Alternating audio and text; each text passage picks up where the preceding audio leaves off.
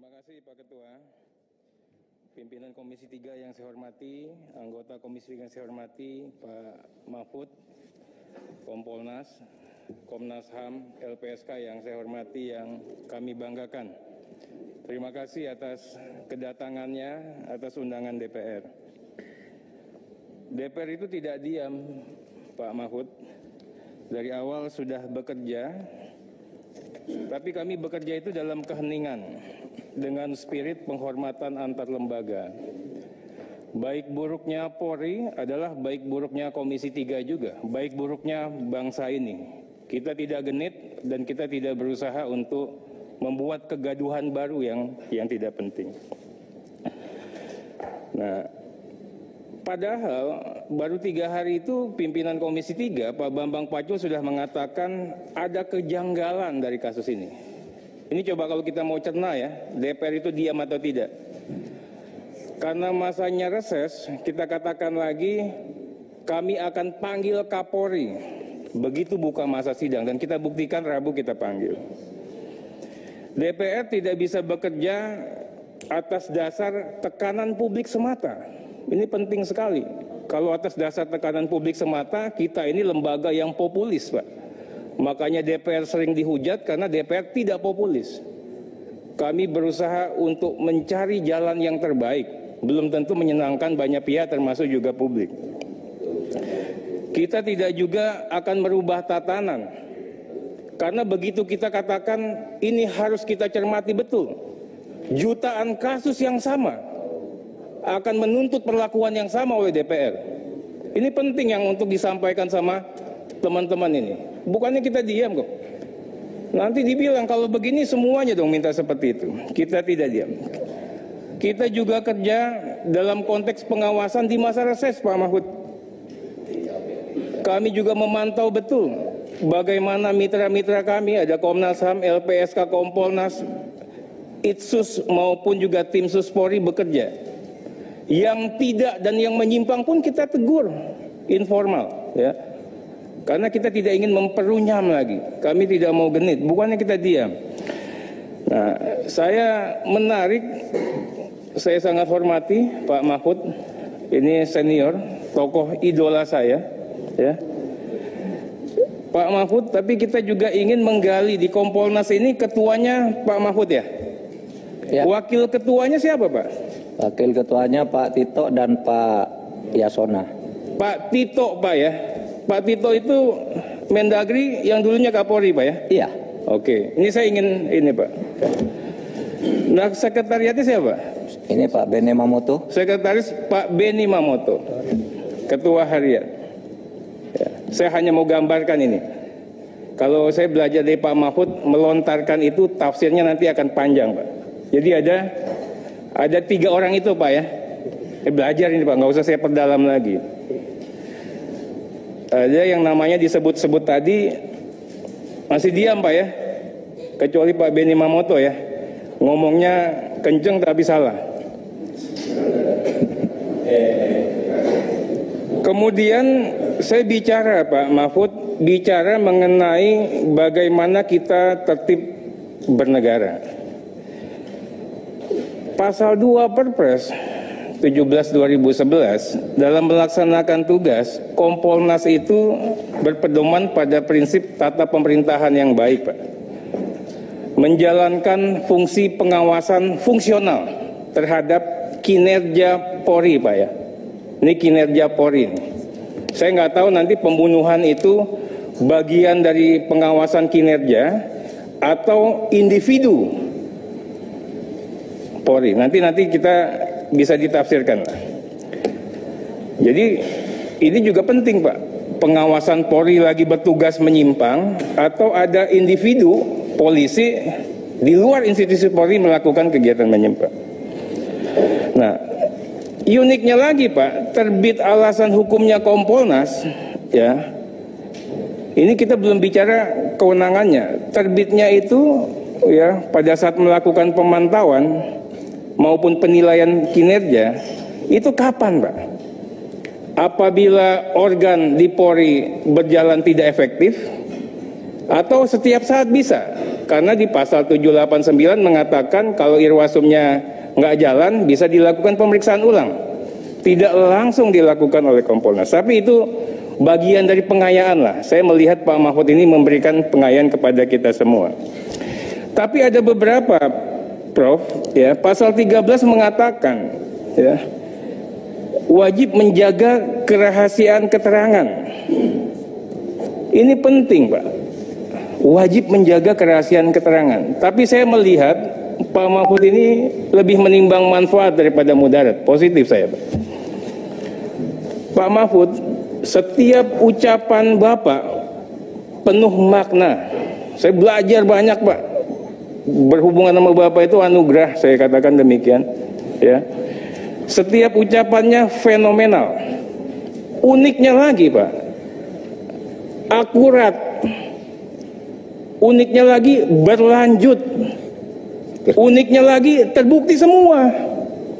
Saya nggak akan nonton TV kecuali Bapak yang ngomong. Betul, Pak. Begitu lama nih makan waktu kan. Begitu Pak Mahfud ngomong, saya dengerin. Faktual. Sahih, Pak. Sahih. Itu. Valid. Akurat. Tapi memang saya bingung, Pak. Ada pernyataan Bapak nanti mudah-mudahan diklarifikasi. Pertama mengenai Sambo rancang skenario yang menghubungi anggota Kompolnas hingga DPR. Ini karena sahih, saya ingin tahu, Pak, siapa nih anggota DPR yang dihubungin Sambo, iya kan?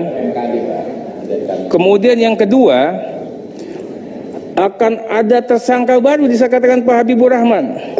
Bahkan Pak Mahfud mengatakan penetapan tersangka tidak boleh hanya berhenti di Baradae. Lanjut lagi, Pak, berita berikutnya RR Kuat Ma'ruf. Lanjut lagi FS Sambo. Lanjut lagi istri Sambo. Setelah istri Sambo saya pikir berhenti. Pak Mahfud mengatakan tidak boleh berhenti sampai istri Sambo. Nah, ini sampai kemana, Pak? Kita ingin juga tahu. Ini kan penuh makna, Pak. Nah, ini bagus sekali. Tapi kami ingin tahu hilalnya kemana hilalnya, Pak? Hilal, Pak. Ya.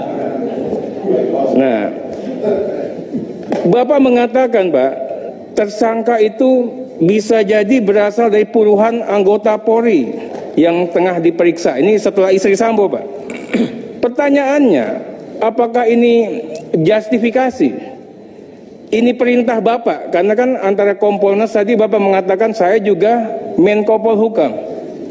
Apakah izin atau penghalalan, Pak?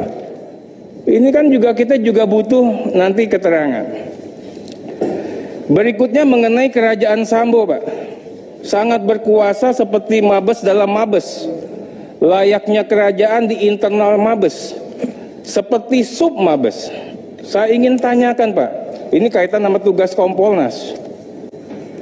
Ini diagram Kaisar Sambo ini nanti kami minta penjelasan. Benar nggak sih ini? Nggak usah tahu, Bapak. Saya tanya ke sana. Ya kan? Ya. Ini yang diagram pertama, Pak. Serahkan dulu. Serahkan dulu. Nah. Ya. Kemudian, Pak, ini diagramnya banyak, Pak. Nah, diagram yang kedua, Pak, ada lagi, Pak. Apa itu? Pak Beni nggak usah tahu nanti. Pak Arteria. Yang ketiga ada lagi, Pak Arteria, mending jelasin terkait dengan diagram. Kayak Pak Beni kan tadi ngotot ke Pak Mahfud keterbukaan. Sekarang keterbukaan itu silakan Pak Arteria. Sebentar, ya. Itu yang kami mohon, Pak. Kemudian, Pak, ada grup Sambo di daerah-daerah, Pak. Saya minimal dapil saya Jawa Timur, saya nggak mau yang begini, Pak. Kasih tahu yang di Jawa Timur siapa, Pak? Yang di Jawa Timur, Pak. Pak Mahfud kan orang Jawa Timur juga, Pak. Ya, nggak usah se-Indonesia lah, itu. Kemudian, Pak, mengenai motif. Tadi Bapak mengatakan tidak mau terlalu terbuka. Tapi Bapak sudah mengatakan kepada publik. Prof mengatakan motifnya sensitif, itu menjijikkan, hanya untuk didengar oleh orang dewasa. Tapi seakan-akan kita nonton film porno, semuanya otaknya asosiasinya mikir semua, Pak. Uniknya kalau Prof ngomong itu apa? Tiba-tiba disambut sama kabar eskrim.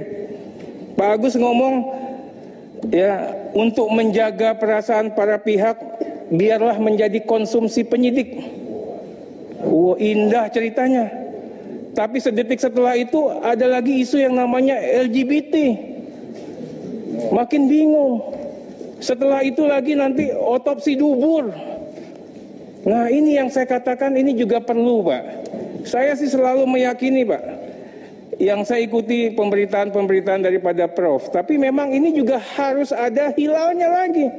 Si operasi dubur hilalnya apa? Itu loh. Nah, kemudian Pak, ini menarik. Belakangan Prof mengatakan Kapolda Metro bakal susul Ferdi Sambo. Nah, ini kan saya juga nanti tolong diralat nih Pak, pemberitaannya banyak banget di sini Pak. Ini juga kami ingin disampaikan. Berikutnya, ini penting nih media nih. LPSK terima amplop. Saya ini Pak, orang politik, belajar dari Prof. Prof ini luar biasa. Prof mengatakan anggota LPSK terima amplop 1 senti ya Prof. Kalau anggotanya terima, apa ketuanya nggak terima? Petugas itu, Petugas. Berarti saya tidak menuduh. Kalau orang politik bilang anak buah terima, nggak mungkin pimpinan nggak terima. Ini kan juga butuh yang saya katakan ini harus kita klarifikasi. Ini nih. Kebetulan ada LPSK nanti bisa ngomong kepada publik. Saya terima atau tidak terima. Ya kan katanya juga dipanggil sama KPK toh. Nah, ini juga nanti kita mohon penjelasan Pak. Mungkin itu sedikit Pak, nanti kita akan dalami lagi setelah Prof memberikan jawaban Pak. Terima kasih Pak. Satu lagi tadi Pak Arsul ngomong tuh, katanya DPR terima juga. Jadi harus ngomong biar fair. Lewat saya juga. Nah, Prof, saya belajar dari Prof. Saya kan Prof pernah menitipkan pesan ke saya Pak. Jadilah politisi yang baik. Ini pesan Prof. Prof guru saya. Ya. Pertanyaan saya Prof, tadi saya nggak mau ngomong Pak. Bagi saya itu menyakitkan tatkala dikatakan DPR terima amplop coklat Prof. Dari kasusnya Ferdi Sambo. Amplop. Nah, kami mohon juga nanti Prof, itu butuh penjelasan Prof. Saya ini idolanya Prof. Saya akan berusaha juga berintegritas Pak. Kita akan menjadi orang baik Pak di sini Pak. Terima kasih Pak.